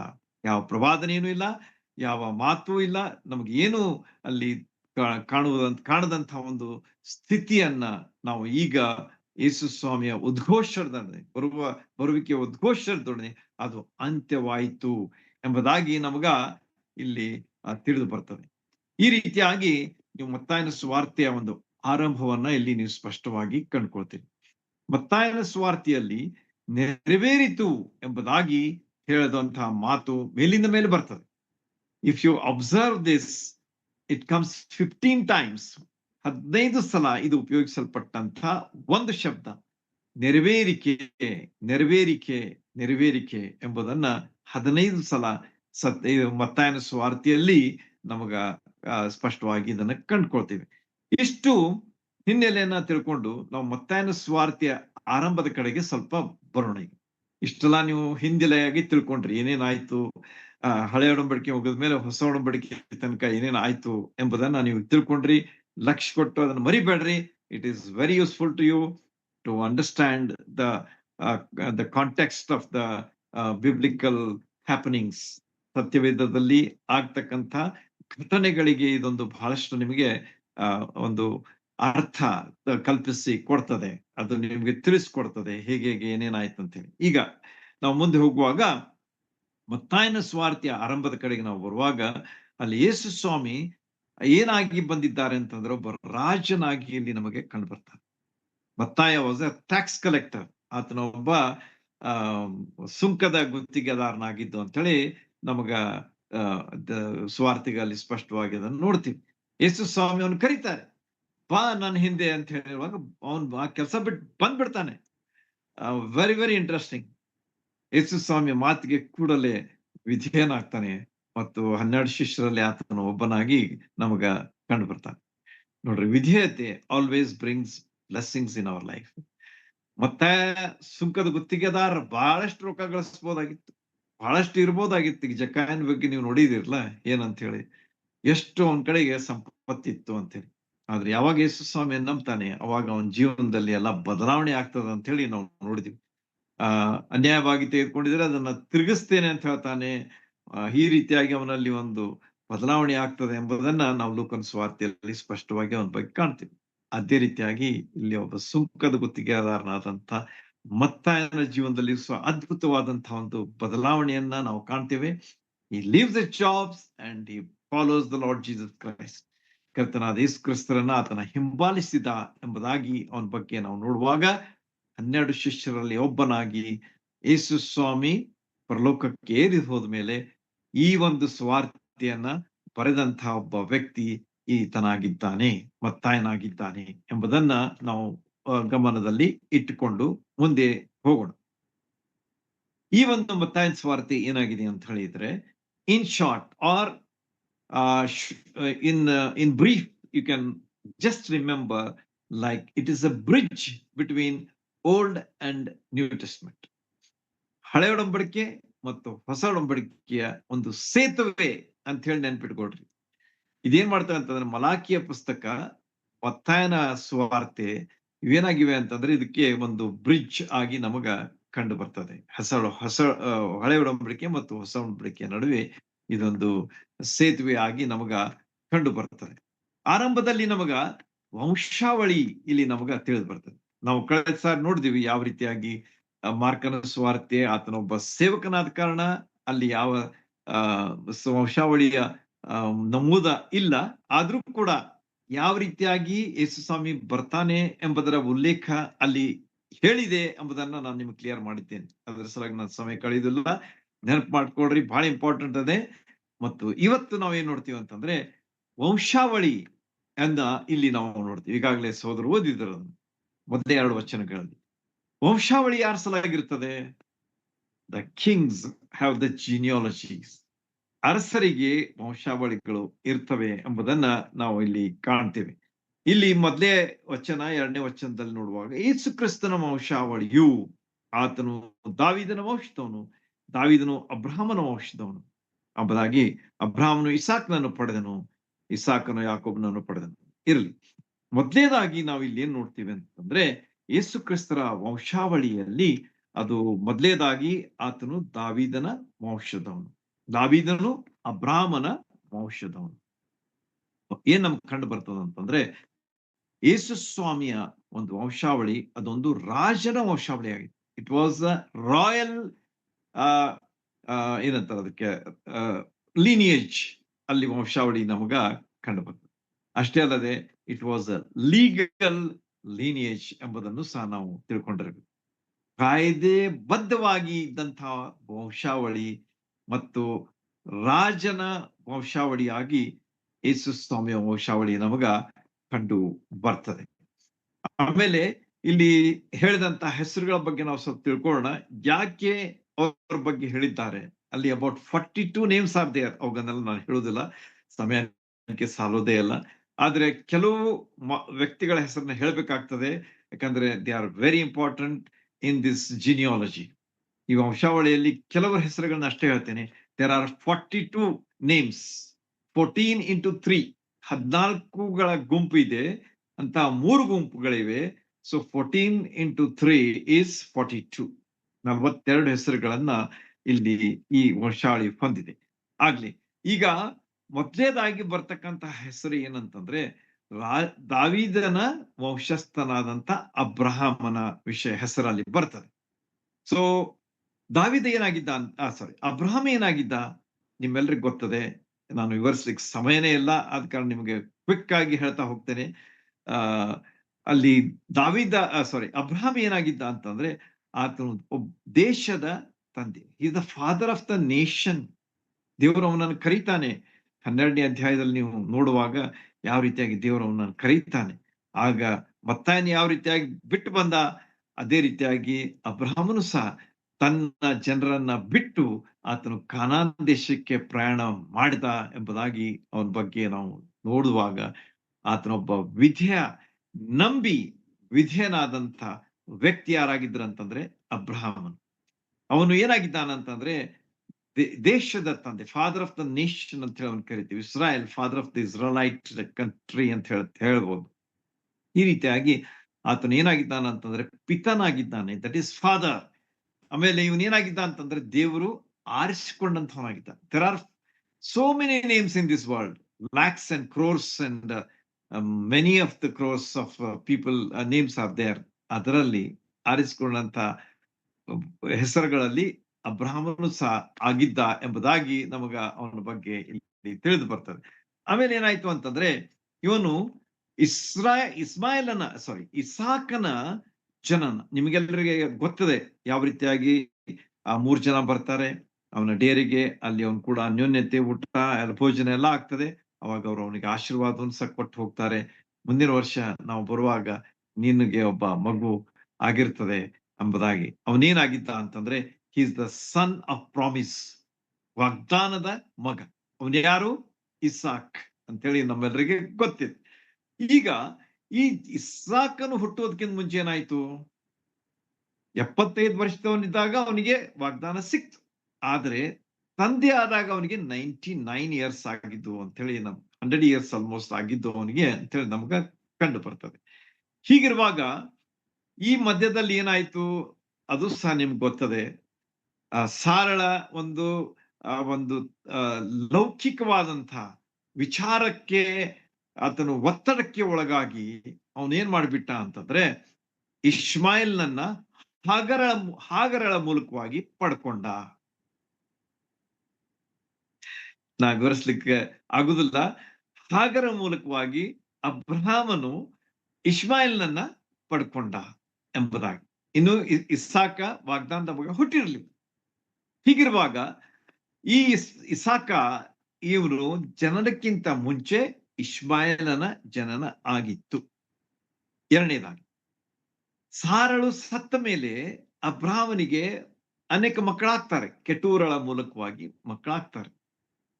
ಅವರು ಇಸಾಕನು ಹುಟ್ಟಿದ ಮೇಲೆ, ಸಾರಳು ತೀರಿಕೊಂಡ ಮೇಲೆ ಆದಂಥ ಮಕ್ಕಳು. ಆದರೆ ಆದಿಕಾಂಡ 17:21 ನಾವು ನೋಡುವಾಗ ದೇವರು ಏನ್ ಹೇಳ್ತಾನಂತಂದ್ರೆ ಆತನು ಸ್ಪಷ್ಟವಾಗಿ ಹೇಳ್ತಾನೆ. ಏನಂತೇಳಿ, ನಾನು ಮಾಡಿಕೊಂಡಂತ ಒಡಂಬಡಿಕೆ ಅದು ಇಸಾಕನಿಗೆ ಸಂಬಂಧಿಸಿದ್ದು, ಇಷ್ಮಾಯೇಲನಿಗೂ ಅಲ್ಲ, ಕೆಟೂರಳ ಮೂಲಕವಾಗಿ ಹುಟ್ಟಿದಂತ ಮಕ್ಕಳ ಮೂಲಕವಾಗಿಯೂ ಅಲ್ಲ. ನಾನು ಸ್ವಲ್ಪ ಸಾವಕಾಶವಾಗಿ ಹೇಳ್ತಾ ಇದ್ದೇನೆ, ಯಾಕಂದ್ರೆ ನೀವು ನೆನಪಿಟ್ಕೊಡ್ರಿ. ಅಬ್ರಹಾಮನ ಒಡಂಬಡಿಕೆಯ ಮಗನಾದಂತಹ ಇಸಾಕನಿಗೆ ಸಂಬಂಧಿಸಿದ್ದನ್ನು ದೇವರು ಅಲ್ಲಿ ಹೇಳ್ತಾ ಇದ್ದಾನೆ. ಬೇರೆಯವರಿಗೆ ಅವರು ವಾಗ್ದಾನದ ಮಕ್ಕಳಲ್ಲ ಎಂಬುದನ್ನ ಇಲ್ಲಿ ಆತನು ಸ್ಪಷ್ಟವಾಗಿ ತಿಳಿಸ್ತಾ ಇದ್ದಾನೆ. ಸಾರಳ ಮೂಲಕವಾಗಿ, ಅಂದ್ರೆ ಸ್ವತಂತ್ರಳ ಮೂಲಕವಾಗಿ ಇಸಾಕ ಹುಟ್ಟಿದ. ಅದೇ ರೀತಿಯಾಗಿ ಹಾಗರಳ ಬಗ್ಗೆ ನೋಡುವಾಗ, ಹಾಗರಳು ಏನಾಗಿದ್ಲ ಅಂತಂದ್ರೆ ಗುಲಾಮಳಾಗಿದ್ದಳು. ಗುಲಾಮಳ ಮೂಲಕವಾಗಿ ಹುಟ್ಟಿದಂತಹ ಮಗುವಿಗೆ ಒಡಂಬಡಿಕೆ ಸಿಗಲಿಲ್ಲ, ಒಡಂಬಡಿಕೆಯ ಮಗ ಎಂಬುದಾಗಿ ಸಿಗ್ಲಿಲ್ಲ. ಆದ್ರೆ ಸ್ವತಂತ್ರಳಾದಂತಹ ಸಾರಳ ಮೂಲಕವಾಗಿ ಅಲ್ಲಿ ಆ ಒಡಂಬಡಿಕೆ ಮಗ ಸಿಕ್ಕನು ಎಂಬುದಾಗಿ ನಮಗ ಇಲ್ಲಿ ಸ್ಪಷ್ಟವಾಗಿ ಕಂಡು ಬರ್ತದೆ. ಹೀಗೆ ಇಸಾಕನ ಜನ್ಮ ದೇವರ ನಂಬಿಗಸ್ತತನದ ಒಂದು ವಿಚಾರವನ್ನ ನಮಗೆ ತೋರಿಸಿಕೊಡ್ತದೆ. ನಂಬಿಗಸ್ತತನದ ಒಡಂಬಡಿಕೆ ಇಲ್ಲಿ ಅದು ನಮಗ ಕಂಡು ಬರ್ತದೆ. ದೇವರು ಯಾವ ರೀತಿಯಾಗಿ ತನ್ನ ಒಡಂಬಡಿಕೆಗೆ ಆತನು ಬದ್ಧನಾಗಿದ್ದಾನೆ ಅಥವಾ ಅದನ್ನ ನಡೆಸಿಕೊಡ್ತಾನೆ, ಅದರ ಬಗ್ಗೆ ಆತನು ಮರು ವಿಚಾರ ಮಾಡುವಂತಹ ಪ್ರಶ್ನೆನೇ ಬರೋದಿಲ್ಲ ಆತನ ಬಗ್ಗೆ ಎಂಬುದನ್ನ ಇಲ್ಲಿ ನಮಗ ತಿಳಿದು ಬರ್ತದೆ. ಈ ರೀತಿಯಾಗಿ ನಮಗ ಮೆಸ್ಸಿಯನ ಜನನದಲ್ಲಿ ಅದೇನಾಗ್ತದೆ ಅಂತಂದ್ರೆ ಈ ಒಂದು ವಿಷಯ ನಮಗ ಈ ಮುಂದರಿತಾ ಹೋಗಿ ಈ ಒಡಂಬಡಿಕೆಯ ಮಗನಾದಂತ ಇಸಾಕನ ಮೂಲಕ ಅದು ಎಲ್ಲಿ ಹೋಗಿ ಮುಟ್ತದೆ ಅಂತಂದ್ರೆ ಮೆಸ್ಸಿಯನ ತನಕ ಆ ಒಂದು ವಂಶಾವಳಿ ಹೋಗಿ ಮುಟ್ಟುವಂತದ್ದಾಗಿದೆ. 42 ನೇಮ್ಸ್ ಅಂತ ಹೇಳಿದಲ್ಲ ನಾನು, ಅದನ್ನ ನೀವು ಓದಿ ತಿಳ್ಕೊಂಡ್ರೆ ನಿಮ್ಗೆ ಗೊತ್ತಾಗ್ತದೆ ಏನಂತ ಹೇಳಿ. It started with Abraham but it ends with the Messiah, the king, the anointed one, the Lord Jesus Christ ಎಂಬುದಾಗಿ. ನೋಡ್ರಿ ಎಷ್ಟು ವಿಶೇಷವಾದಂತ ಅಂಶವನ್ನ ಇಲ್ಲಿ ನಾವು ಕಂಡುಕೊಳ್ತೇವೆ. ರಾಜನ ವಂಶಾವಳಿ, ರಾಜನಾದಂತಹ ದಾವೀದನ ವಂಶದಲ್ಲಿ ಯೇಸು ಸ್ವಾಮಿ ಹುಟ್ಟಿ ಬಂದ್ರು ಎಂಬುದನ್ನು ಸಹ ನಾವು ಅಲ್ಲಿ ಕಂಡುಕೊಳ್ತೇವೆ. ಪೂರ್ವಕಾಲ ವೃತ್ತಾಂತದ ಮೊದಲೇ ಪುಸ್ತಕ, first Chronicles chapter 17 verse 11 and 14 ಅದನ್ನ ಓದಿ ಬಿಡೋಣ. ಒಂದೆರಡು ವಚನ ಅಷ್ಟೇ ಓದ್ತೇನೆ ಇವತ್ತ ಸಮಯದ ಕಾರಣ. ಅದನ್ನ ನೀವು ಸಹ ನಿಮ್ಮ ಸತ್ಯವೇದ ನಿಮ್ ಕಡೆಗಿದ್ರಿ ಓದ್ರಿ ಅಥವಾ ನೋಟ್ ಮಾಡ್ಕೊಂಡು ಆಮೇಲೆ ಓದ್ರಿ. ಇಲ್ಲಿ ಬರ್ತಕ್ಕಂಥ ಒಂದು 17ನೇ ಅಧ್ಯಾಯದಲ್ಲಿ ದೇವರು ಹೇಳುವಂತಹ ಮಾತನ್ನ ನಾವು ಇಲ್ಲಿ ದಾವೀದನಿಗೆ ಏನ್ ಹೇಳ್ತಾನೆ ಅಂತ ಸ್ವಲ್ಪ ಕೇಳ್ಕೊಳ್ಳೋಣ. ಪೂರ್ವಕಾಲ ವೃತ್ತಾಂತ 17ನೇ ಅಧ್ಯಾಯ 11ನೇ ವಚನ ನೋಡ್ರಿ.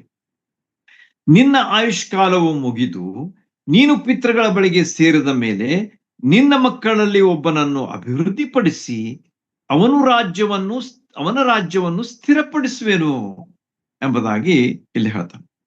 ಅಂದ್ರೆ ದೇವರು ದಾವೀದನಿಗೆ ಹೇಳಿದಂತಹ ವಾಗ್ದಾನದ ವಿಷಯವನ್ನ ಇಲ್ಲಿ ಕಾಣ್ತೇವೆ.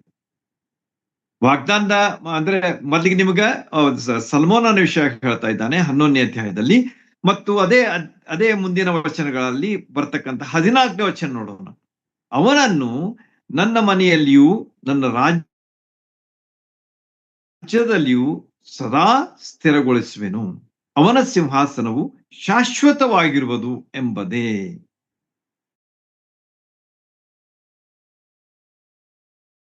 ಇಲ್ಲಿ ನಮ್ಗೆ ಸ್ಪಷ್ಟವಾಗಿ ಆತನ ಏನ್ ಹೇಳ್ತಾ ಇದ್ದಾನೆ, ಅವನನ್ನು ನನ್ನ ಮನೆಯಲ್ಲಿಯೂ ನನ್ನ ರಾಜ್ಯದಲ್ಲಿಯೂ ಸದಾ ಸ್ಥಿರಗೊಳಿಸುವೆನು. he will be his kingdom will be eternal ಎಂಬುದಾಗಿ ನಮಗ ತಿಳಿದು ಬರುತ್ತದೆ. ಆಮೇಲೆ ಅವನ ಸಿಂಹಾಸನವು ಶಾಶ್ವತವಾಗಿರುವುದು, permanent throne of the Lord Jesus Christ ಎಂಬುದಾಗಿ ಇಲ್ಲಿ ದಾವೀದನಿಗೆ ದೇವರು ಮಾಡಿದಂತಹ ಒಂದು ವಾಗ್ದಾನ ಇಲ್ಲಿ ನಮಗ ಕಂಡು ಬರ್ತದೆ. ಮೊದಲೇ ಹೆಸರಿನಲ್ಲಿ ನಾವು ನೋಡ್ತೇವೆ ದಾವೀದನ ವಂಶಾವಳಿ, ರಾಜನ ವಂಶಾವಳಿ. ರಾಜನಾದಂತಹ ದಾವೀದನ ಮೂಲಕವಾಗಿ ದೇವರು ಯಾವ ರೀತಿಯಾಗಿ ಯೇಸು ಸ್ವಾಮಿಯನ್ನ ಈ ಲೋಕಕ್ಕೆ ಮತ್ತಾಯನ ಸುವಾರ್ತೆಯಲ್ಲಿ ತೆಗೆದುಕೊಂಡು ಬರ್ತಾನೆ, ಮೊದಲೇ ಆರಂಭದ ಅಧ್ಯಾಯದಲ್ಲಿಯೇ ನಮಗ ತೆಗೆದುಕೊಂಡು ಬರ್ತಾನೆ ಎಂಬುದನ್ನ ಈ ಭಾಗ ನಮಗ ಸ್ಪಷ್ಟೀಕರಿಸ್ತದೆ. ಹೀಗೆ ಮನುಷ್ಯರಾಗಿ ಆತನು ದೇವರ ವಾಗ್ದಾನದ ಒಂದು ನೆರವೇರಿಕೆಯನ್ನ ದಾವೀದನ ಜೀವನದಲ್ಲಿ ನಾವು ಕಾಣ್ತೀವಿ. ದಾವೀದನ ಅಂತಂದ್ರೆ ಅವನ ಹೆಸರು ದೇವರೇನ್ ಕರೆದ ಅವನಿಗೆ ಅಂತಂದ್ರೆ ನನಗೆ ಒಪ್ಪುವಂತಹ ಮನುಷ್ಯ, is the man after my own heart ಎಂಬುದಾಗಿ ಅವನಿಗೆ ದೇವರು ಕರೀತಾನೆ. ಅಪೊಸ್ತಲರ ಕೃತ್ಯದಲ್ಲಿ ಅದನ್ನು ನೀವು ನೋಡ್ತೀರಿ. ಹೀಗೆ ನನಗೆ ಒಪ್ಪುವಂತಹ ಮನುಷ್ಯನಿಗೆ ನಾನು ಮಾಡಿದಂತಹ ವಾಗ್ದಾನದ ನೆರವೇರಿಕೆ ಎಲ್ಲಿ ಆಗ್ತದೆ ಅಂತಂದ್ರೆ ಯೇಸು ಸ್ವಾಮಿಯವರಲ್ಲಿ. ಈ ಲೋಕಕ್ಕೆ ರಾಜ ವಂಶಸ್ಥನಾಗಿ ಆತನು ಹುಟ್ಟಿ ಬಂದು ರಾಜನಾಗಿ ಆತನು ಆಳುವಂತಹ ಒಂದು ವಿಚಾರವನ್ನ ನಾವು ಇಲ್ಲಿ ಕಾಣ್ತೇವೆ. ಆತನ ರಾಜ್ಯ ನಿರಂತರವಾಗಿರ್ತದೆ ಎಂಬುದಾಗಿಯೂ ಸಹ ನಾವು ನೋಡ್ತೇವೆ. ಮುಂದಿನ ಕಾಲದಲ್ಲಿ ನಾನು ಆಗಾಗ ಹೇಳ್ತಿರ್ತೇನೆ ನಿಮಗೆ, ಯೇಸು ಸ್ವಾಮಿಯವರು ಆಳುವಂತ 1000 ವರ್ಷದ ಕಾಲ, that is one part of it, that's all. 1000 ವರ್ಷಗಳ ಆ ಒಂದು ಸಮಾಧಾನದ ಕಾಲದ ಬಗ್ಗೆ ನಾವು ನೋಡಿದ್ದೇವೆ, ಕೇಳಿದ್ದೇವೆ. ಆಮೇಲೆ ಮುಂದೆ ಆತನೊಂದಿಗೆ ನಾವು ಯಾವಾಗ್ಲೂ ಇರುವಂತಹ ಆ ಒಂದು ಭಾಗ್ಯ ನಮಗ ಸಿಗುವಂತದ್ದಾಗಿದೆ. ಆದ ಕಾರಣ ನಾವು ಯಾವಾಗ್ಲೂ ಸಿದ್ಧರಾಗಿರ್ಬೇಕು. ಯಾರಾದರೂ ಇನ್ನೂ ಯೇಸು ಸ್ವಾಮಿಯನ್ನ ನಿಮ್ಮ ಸ್ವಂತ ರಕ್ಷಕನಾಗಿ ಸ್ವೀಕರಿಸಿಕೊಳ್ಳದೇ ಇದ್ರೆ ಇವತ್ತೇ ನೀವು ಪಶ್ಚಾತ್ತಾಪ ಪಡ್ರಿ. ನಿಮ್ಮ ತಪ್ಪುಗಳಿಗಾಗಿ, ಪಾಪಗಳಿಗಾಗಿ, ನೀವು ಮಾಡಿದಂತ ಎಲ್ಲಾ ದೇವರಿಗೆ ವಿರುದ್ಧವಾಗಿ ಮಾಡಿದಂತಹ ಎಲ್ಲಾ ವಿಷಯಗಳಿಗಾಗಿ ನೀವು ಪಶ್ಚಾತ್ತಾಪ ಪಡ್ರಿ. ಯೇಸು ಸ್ವಾಮಿ ಮೇಲೆ ನಂಬಿಕೆ ಇಡ್ರಿ. ಯೇಸು ಸ್ವಾಮಿ ನಮ್ಮ ರಕ್ಷಕನು, ನನಗೋಸ್ಕರವಾಗಿ ಆ ಶಿಲುಬೆ ಮೇಲೆ ತನ್ನ ಪ್ರಾಣ ಕೊಟ್ಟು ತನ್ನ ರಕ್ತವನ್ನು ಸುರಿಸಿ ನನ್ನ ಪಾಪಗಳ ಪರಿಹಾರ ಮಾಡಿದಂಥವನು ಎಂಬಂತಹ ಒಂದು ವಿಷಯ, ಆತನ ಕಾರ್ಯದ ಮೇಲೆ, ಆತನ ಮೇಲೆ ನಾವು ನಂಬಿಕೆ ಇಡುವಾಗ ಆತನು ನಮ್ಮ ಪಾಪಗಳನ್ನು ಕ್ಷಮಿಸ್ತಾನೆ, ದೇವರ ಮಕ್ಕಳನ್ನಾಗಿ ಮಾಡ್ತಾನೆ.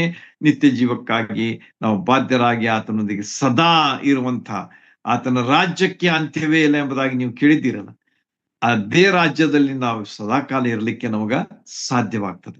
ನೋಡ್ರಿ, ದೇವರ ಯೋಚನೆಗೆ ಎಷ್ಟು ಅದ್ಭುತವಾಗಿರುತ್ತವೆ. ಆದ್ರೆ ನಾವು ಅವುಗಳಿಗೆ ಒಳಗಾಗುವಾಗ ಅವು ನಮಗೆ ಸಿಗ್ತವೆ. ನಮ್ಮ ಮನಸ್ಸಿಗೆ ನಾವು ಬಂದ ಹಾಗೆ ನಾವು ನಡೀತೇವೆ ಅಂದ್ರೆ ಸಿಗುವುದಿಲ್ಲ. ಸ್ಪಷ್ಟ. ಆದ ಕಾರಣ ನೀವು ಇವತ್ತೇ ಅದನ್ನ ಪಡ್ಕೊಳ್ರಿ ಮತ್ತು ಈ ಒಂದು ದೊಡ್ಡ ಭಾಗ್ಯದಲ್ಲಿ ನೀವು ಭಾಗವಹಿಸ್ರಿ ಅಂತೇಳಿ. ಓಕೆ, ಇನ್ನೊಂದ್ ಸ್ವಲ್ಪ ಹೇಳಿ ನಾನು ಮುಗಿಸ್ತೇನೆ, ಸಮಯ ದಾಟ್ತಾ ಇದೆ. ಅದ್ರ ಮುಂದೆ ಏನಾಯ್ತು ಅಂತಂದ್ರೆ ಇನ್ನೊಂದು ನಿಜಾಂಶವನ್ನ ನಾವು ಇಲ್ಲಿ ಕಂಡ್ಕೊಂಡು, ಅದೇನಂತಂದ್ರೆ ಈ ವಂಶಾವಳಿಯಲ್ಲಿ ಅನೇಕ ಸ್ತ್ರೀಯರ ಹೆಸರುಗಳು ಕಂಡು ಬರ್ತವೆ. ಅನೇಕ ಅಂತಂದ್ರೆ ಅಟ್ಲೀಸ್ಟ್ 4 ಆರ್ ಮೆನ್ಷನ್ಡ್ ಹಿಯರ್. ಅವರು ಏನಾಗಿದ್ದಾರಂತಂದ್ರೆ ಅವರಲ್ಲಿ ಅನೇಕರು ಕೆಟ್ಟ ಕೆಲಸಕ್ಕೆ ಕೈ ಹಾಕಿದ್ರೂ ಸಹ ದೇವರ ಕೃಪೆ ಅವರಿಗೆ ದೊರಕಿದ ಕಾರಣ ಅವರು ಏನಾಗಿದ್ದಾರೆ ಅಂತಂದ್ರೆ ಈ ಒಂದು ವಂಶಾವಳಿಯಲ್ಲಿ ನಮೂದಿಸಲ್ಪಟ್ಟಿದ್ದಾರೆ ಎಂಬುದಾಗಿ ನಾವು ಕಂಡುಕೊಳ್ತೇವೆ. ಇಸ್ರಾಯೇಲ್ಯರೇತರು ಅಂತಂದ್ರೆ ಇಸ್ರಾಯೇಲ್ ಅಲ್ಲದವರು ಸಹ ಅದರಲ್ಲಿ ಇದ್ದಾರೆ. ಅವ್ರು ಯಾರಂತಂದ್ರೆ ತಾಮಾರಳು. ನೋಡ್ರಿ, ಆ ಹೆಸರಿನಲ್ಲಿ out of 42 you will get this 4 names. ತಾಮಾರಳ ವಿಷಯವಾಗಿ ನೋಡ್ತೇವೆ, ಆಮೇಲೆ ರಹಾಬಳ ವಿಷಯವಾಗಿ ನೋಡ್ತೇವೆ, ರೂತಳ ವಿಷಯವಾಗಿ ನೋಡ್ತೇವೆ, ಬೆತ್ಷೆಬಳ ವಿಷಯವಾಗಿ ನೋಡ್ತೇವೆ. ಈ ರೀತಿಯಾಗಿ ಇವರು ಏನಾಗಿದ್ರು ಅಂತಂದ್ರೆ 4 ಸ್ತ್ರೀಯರಾಗಿದ್ರು. ಅದರಲ್ಲಿ ತಾಮಾರಳು ಮತ್ತು ರಹಾಬಳು ಅವ್ರೇನಾಗಿದ್ರು ಅಂದ್ರೆ ಅವರು ಸೂಳೆಯರಾಗಿದ್ರು ಅಂತ ಹೇಳಿ ನಮಗ ಅವರ ಹಿನ್ನೆಲೆಯಲ್ಲಿ ಕಂಡು ಬರ್ತದೆ. ರೂತಳು ಏನಾಗಿದ್ಲು ಅಂತಂದ್ರೆ ಶಿ ವಾಸ್ ಎ ಮೋವಾಬೈಟ್, ಮೋವಾಬ್ಯಳಾಗಿದ್ಳು. ಇಸ್ರಾಯೇಲಳಲ್ಲ, ಯಹೂದ್ಯಳಲ್ಲ, ಆದ್ರೆ ಆಕೆ ಮೋವಾಬ್ಯಳಾಗಿತ್ತು, ಅಂದ್ರೆ ಅನ್ಯ ದೇಶದವಳಾಗಿತ್ತು. ಓಕೆ, ಹಾಗಾದ್ರೆ ಬೆತ್ಷೆಬಳ ಬಗ್ಗೆ ಏನು ಅಂತ ಹೇಳಿ ನೀವು ಕೇಳಿದ್ರೆ, ಬೆತ್ಷೆಬಳು ಒಬ್ಬ ವ್ಯಭಿಚಾರಿಣಿ ಆಗಿದ್ದಳು, ಉರಿಯನ ಹೆಂಡತಿ ಆಗಿದ್ದಳು. ಆದ್ರೂ ಕೂಡ ಆಕೆ ದಾವೀದನೊಂದಿಗೆ ಸಂಪರ್ಕಕ್ಕೆ ಬರ್ತಾಳೆ ಎಂಬುದನ್ನ ನಾವು ಆಕೆಯ ಬಗ್ಗೆಯೂ ಸಹ ನೋಡ್ತೇವೆ, ಓದ್ತೇವೆ ದೇವರ ವಾಕ್ಯದಲ್ಲಿ. ಈ ರೀತಿಯಾಗಿ ಇವರು ಏನಾಗಿದ್ರು ಅಂತಂದ್ರೆ ಇವರು ವಿಭಿನ್ನವಾದಂತಹ ವ್ಯಕ್ತಿಗಳಾಗಿದ್ರು ಕೂಡ, ಅಂದ್ರೆ ಇವರು ಹಿನ್ನೆಲೆ ಬಹಳಷ್ಟು ಕೆಟ್ಟದ್ದಾಗಿದ್ರು ಕೂಡ ದೇವರ ಕೃಪೆಯಿಂದ ಅವರು ಈ ಒಂದು ವಿಷಯ ಈ ವ್ಯಕ್ತಿಗಳಾಗಿ ನಮ್ಮ ಕಣ್ಣು ಮುಂದೆ ಬರ್ತಾರೆ. ಆದ್ರೆ ಇಲ್ಲಿ ವಿಭಿನ್ನವಾದಂತಹ ಒಬ್ಬ ವ್ಯಕ್ತಿ ಮತ್ತಾಯನ ಸುವಾರ್ತೆಯಲ್ಲಿ ಆರಂಭದಲ್ಲಿ ಬರ್ತಕ್ಕಂತಹ ವಿಭಿನ್ನವಾದಂತಹ ವ್ಯಕ್ತಿ, ಎಲ್ಲಾ 4 ವ್ಯಕ್ತಿಗಳನ್ನು ನೀವು ಹೋಲಿಸಿದ್ರೆ ಬಹಳಷ್ಟು ಅಜಗಜಾಂತರ ಅಂತಿರಲ್ಲ ನಾವು, ಆ ರೀತಿಯಾಗಿರುವಂತಹ ವ್ಯಕ್ತಿ ಯಾರಂತಂದ್ರೆ ಮರಿಯಳು. ಮರಿಯಳ ವಿಷಯವಾಗಿ ನಾವ್ ಏನ್ ನೋಡ್ತೀವಿ ಅಂತಂದ್ರೆ ಆಕೆ ದೇವದೂತನಿಂದ ಆ ವಾಕ್ಯಗಳನ್ನ ಅಂದ್ರೆ ಸಂದೇಶವನ್ನ ಪಡ್ಕೊಂಡಂತಹ ಒಬ್ಬ ವ್ಯಕ್ತಿ ಆಗಿದ್ದಾಳೆ. ಲೂಕನ ಸುವಾರ್ತೆಯಲ್ಲಿ ನಾವು ಅಲ್ಲಿ ಅದನ್ನ ಸ್ಪಷ್ಟವಾಗಿ ಕಂಡ್ಕೊಳ್ತೇವೆ. ಮತ್ತಾಯನ ಸುವಾರ್ತೆಯಲ್ಲಿ ಅಲ್ಲಿಯೂ ಸಹ ದೇವದೂತನು ಬಂದು ಜನ್ಮದ ಬಗ್ಗೆ ಆತನ ಹೇಳ್ತಾನೆ. ತಾಯಿಯಾದ ಮರಿಯಳು ಮತ್ತು ಯೋಸೇಫನ ವಿಷಯವಾಗಿ ಈಗಾಗಲೇ ನೀವು ಓದಿದ್ದೀರಿ ಅದನ್ನ. ಈ ಎಲ್ಲಾ ವಿಷಯಗಳನ್ನ ನಾವು ನೋಡುವಾಗ ಆಕೆ ಆರಿಸಿಕೊಳ್ಳಲ್ಪಟ್ಟಂತಹ ಒಬ್ಬ ಸ್ತ್ರೀಯಾಗಿ ನಮ್ಮ ಕಣ್ಣು ಮುಂದೆ ಕಾಣ್ತಾಳೆ ಮತ್ತು ದೇವರ ಸಂದೇಶವನ್ನು ಪಡ್ಕೊಂಡಂತಹ ವ್ಯಕ್ತಿಯಾಗಿ ನಮ್ಗೆ ಕಂಡು ಬರ್ತಾಳೆ. ಮತ್ತು